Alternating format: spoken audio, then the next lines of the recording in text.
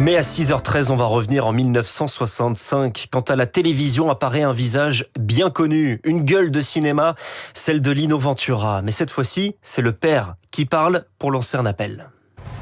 Je suis père d'une enfant, pas comme les autres.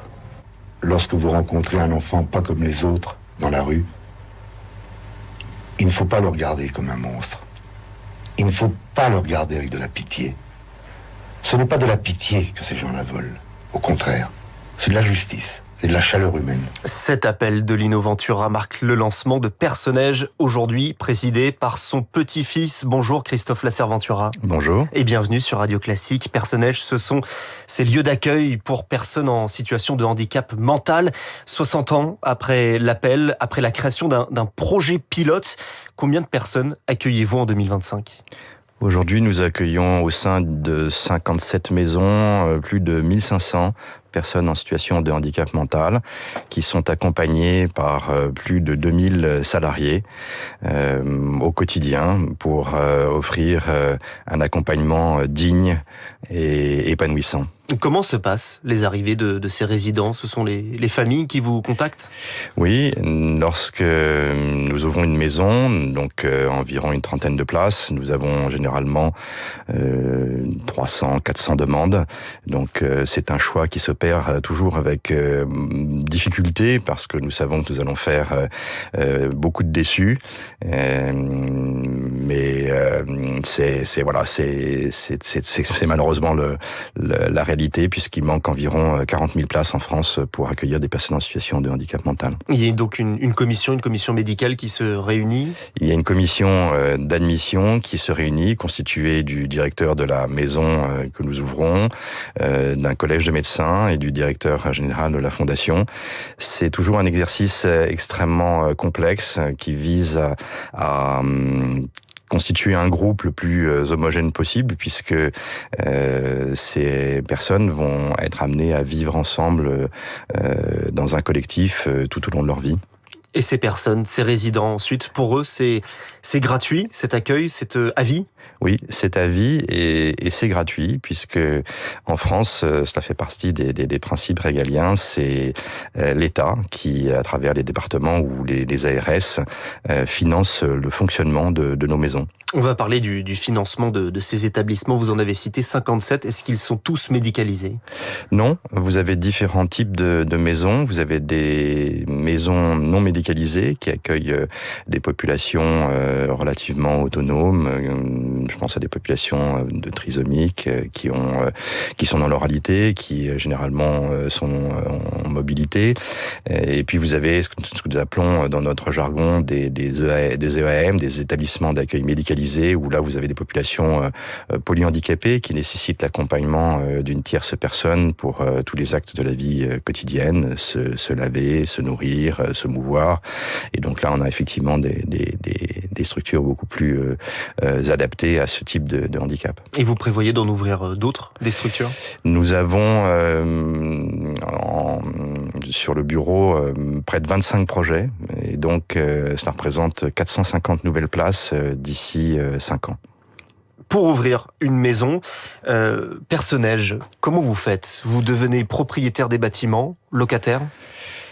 Généralement, nous portons le foncier, donc grâce à la générosité du public, nous finançons l'acquisition du terrain et la construction de nos maisons. Donc ça, ce sont les financements, ce sont les dons des particuliers. Ce sont les dons des particuliers, donc soit les dons, soit les legs.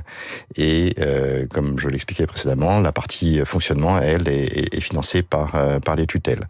Mais nous sommes en général propriétaires de nos locaux.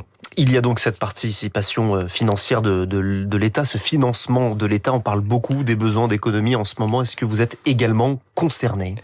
Bien sûr, puisque chaque année, nous renégocions les budgets de fonctionnement avec nos tutelles. Et c'est un exercice qui est toujours un peu tendu, puisque l'État et cherchent à faire des économies. Maintenant, je pense qu'il faut bien considérer que le handicap n'est pas un domaine d'activité comme les autres. On ne fait pas d'économies sur le dos de l'accompagnement des personnes en situation de handicap. Donc, ce sont toujours des discussions assez âpres, mais nous avons en face de nous des interlocuteurs qui sont conscients de l'importance d'un accompagnement de qualité et on arrive généralement à trouver un accord. Christophe Lasserre-Ventura, le président de Personnage, et dans Comment j'ai réussi sur Radio Classique, votre grand-père Lino Ventura disait « On m'oubliera, on oubliera mes films, mais Personnage nous survivra longtemps ». On est arrivé à ce moment de l'histoire de l'association où la figure du fondateur n'est plus aussi connue, notamment des plus jeunes. Oui, et puis je trouve que dans cette citation, on retrouve bien toute la personnalité, toute l'humilité de mon grand-père. Et c'est effectivement une réalité.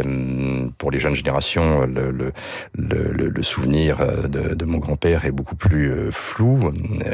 C'est tout à fait normal. Son image s'oublie, se délite dans la mémoire collective. Et donc il est important de renforcer la notoriété de la Fondation Personnage pour que son action puisse perdurer, puisqu'il y a encore beaucoup de travail à faire. Et l'an dernier, il y a eu un film qui a cartonné, celui d'Artus, un petit truc en plus. Ça a eu un effet pour vous aussi ?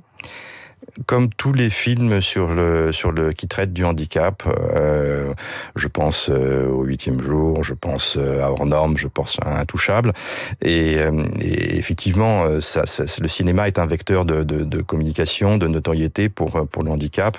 Et d'ailleurs, je souhaite saluer Artus qui s'est rapproché de la Fondation Personnage, puisque nous avons le privilège d'avoir été retenus pour la création de sa fondation. Nous abritons la fondation petit truc en plus, et nous avons pour projet de créer une maison de vacances à l'image de celle du film. À l'image de celle du film, un petit truc en plus. Personnage, comme tout le secteur du médico-social, a aussi du mal aujourd'hui à recruter. C'est l'un des enjeux réguliers qui est évoqué. Oui, car ce sont des métiers qui, malgré leur technicité, malgré leur astreinte assez forte, ne sont pas assez valorisés, ne sont pas assez reconnus. C'est une question de salaire ? C'est entre autres une question de salaire.